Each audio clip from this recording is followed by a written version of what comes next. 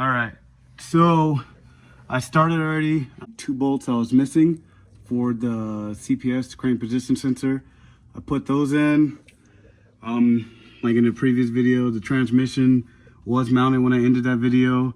I have the transfer case on. Right now I'm just bolting up the transfer case. I gotta do yeah, I forgot what that's called. I'll put it in the video right here. But gotta put that on still. After I do that, I gotta do the cross member. Shouldn't be too hard. Still gotta drop the old transmission cooler lines that go to the radiator, and hopefully I can start it and maybe roll it tonight. So everything's mainly put together. There's a few wires that I gotta figure out where they go, but drive shaft's on. I might need a new one. It's probably only like this much, oh shit, like up to here, and then it's nothing back here, so I'm gonna try it. I gotta get a new bolt because it's too long, or probably throw a washer or two on there. Cross members are on. The control arms, I just need to tighten them. Casey's working on getting the nut for the backside of the cross member bracket. Transmission on, transfer case is on. The only thing that I kind of messed up on is my clutch line. There's no rubber gasket, so when you go to bleed it, there's no pressure in there. So I need to get a little rubber seal, but for the most part, everything's on. Exhaust is on, front drive shaft. But I'm not too worried about that. I'd rather drive it first, see how it is, and then put that on. That could be the last of everything, but it's all on for the most part.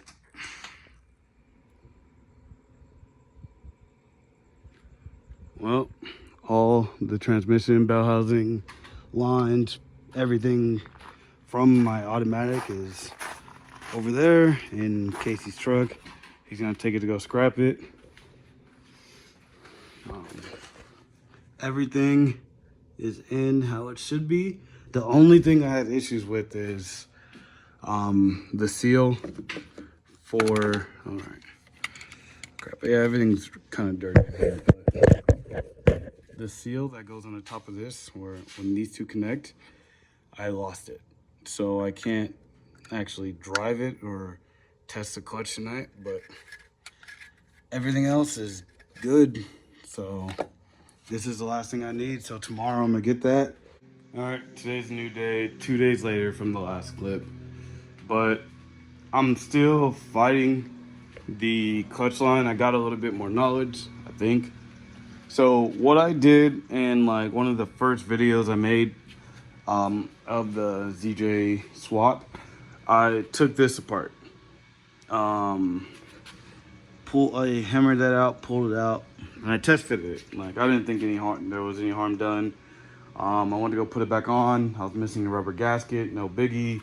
Yesterday morning, I went to go get that rubber gasket, and turns out this was a pre-bled system. So me taking it apart ruined it.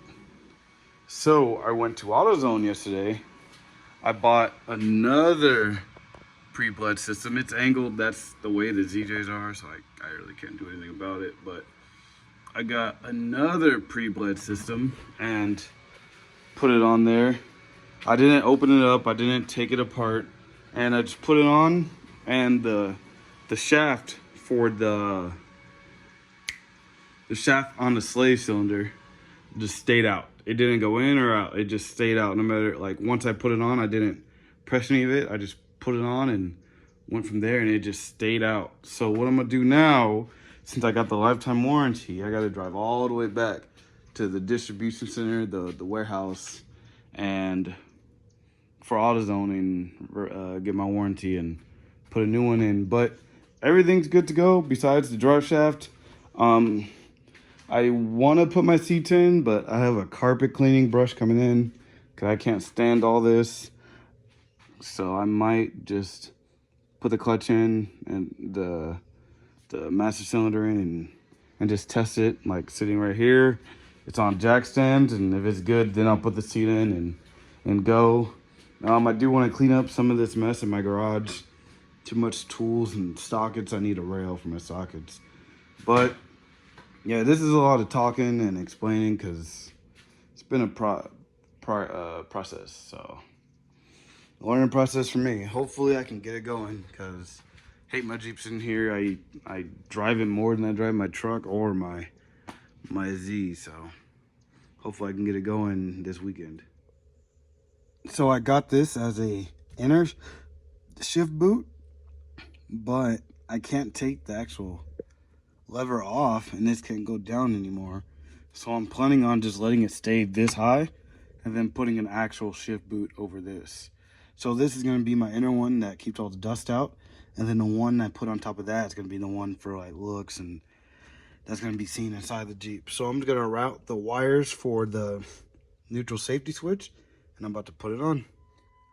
So I got the shift boot in, the inner shift boot, keep all the dust out when I'm off-road or just driving. I'm also going to have another rubber shift boot or like a fake leather one come off top of here and go into the center console, so you don't just see this. And yeah, besides that, I just got to figure out this like key lock, something to do with my ignition, like it won't release the key. I gotta figure out that, how to take that off. And then after that, I just gotta put my new slave cylinder, master cylinder and line in. The one I got from AutoZone was faulty, so I'm returning it, waiting a couple days for the new one to come in. I'm gonna put that in, and hopefully this can shift through the gears. You can actually start it right now.